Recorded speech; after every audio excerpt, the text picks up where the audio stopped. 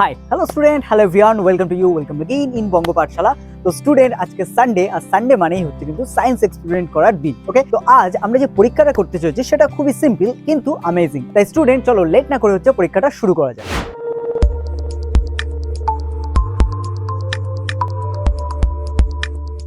তো স্টুডেন্ট আজকে এক্সপেরিমেন্টটা করার জন্য আমাদেরকে নিতে হবে একটি জলের পাত্র, যেটা আমাদের জল থাকছে, একটি কাচের গ্লাস যার মধ্যে হচ্ছে আমরা জলটাকে রাখবো, এবং তারপরে হচ্ছে একটি নুন মানে একটা নুনের পাত্র বা একটা নুনের হচ্ছে জায়গা, এবং একটি ডিম, আর সাথে হচ্ছে একটা অবশ্যই চামচ নিতে হবে। তো স্টুডেন্ট এখানে লক্ষ্য করো, যদি আমরা হচ্ছে একটি ডিমকে সাধারণ জলে হচ্ছে প্রবেশ করাই তাহলে কি হবে, দেখো ডিমটাকে যদি আমরা ছেড়ে দিই ডুবে যাচ্ছে। সিম্পল জিনিস, এটা আমরাও জানি। এবার মেইন যে জিনিসটা করবো সেটা হচ্ছে আমরা এখান থেকে কিছুটা নুন হচ্ছে নিয়ে নেবো।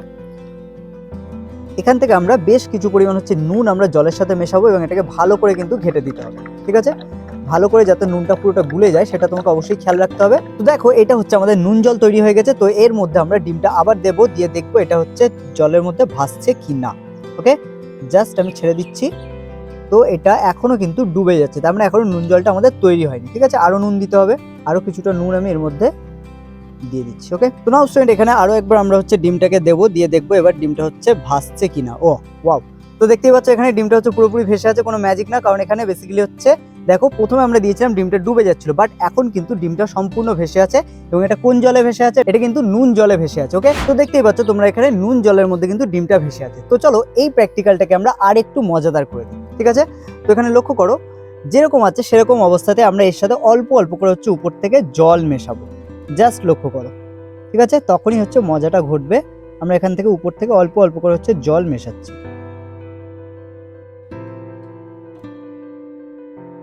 নাও তো এখানে এবার মজাদার জিনিসটা তোমরা দেখতে পাচ্ছ। তো স্টুডেন্ট এখানে বেসিক্যালি আমাদের যে নুন জলটা ছিল তার সাথে আমরা বেশ কিছু সাধারণ জল মেশালাম, বোঝা গেল?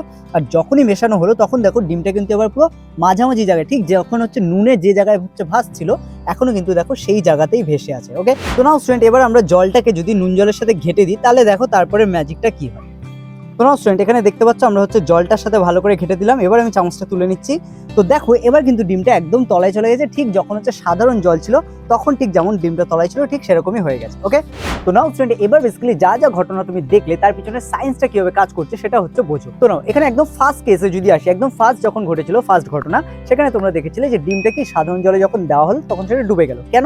কারণ বেসিক্যালি জলের ঘনত্ব কিন্তু ডিমের থেকে অনেক কম, যেহেতু ডিমের ঘনত্ব বেশি সেই কারণে ডিম কি করলো, তলায় চলে গেল। বোঝা গেল? এবার যদি চলে আসি আমরা কেস টুতে কি হয়েছিল, বেসিক্যালি নুন জলের মধ্যে হচ্ছে যখন আমরা ডিমটা দিয়েছিলাম তখন কম নুন জল থাকার জন্য সেটা ডুবে যাচ্ছিল, কারণ সেই পরিমাণ নুন কিন্তু সাফিসিয়েন্ট ছিল না। যখনই সেই নুনটার পরিমাণ হচ্ছে অনেক বেড়ে গেল এবং নুন জল যখন পুরোপুরি কমপ্লিট তৈরি হলো তখন নুন জলের ঘনত্ব যখন ডিমের থেকে বেশি হয়ে গেল তখন কিন্তু ডিমটা বেসিক্যালি নুন জলের উপর ভাসতে শুরু করলো। ওকে, তো নাও সেকেন্ড কেসের পরে চলে যাচ্ছি আমরা থার্ড কেসে। তো থার্ড কেসে যদি দেখো তাহলে থার্ড কেসে কি হয়েছিল, আমরা যখন ডিমটা ভাসছিল তখন তার উপর আরো কিছু আমরা সাধারণ জল অ্যাড করেছিলাম।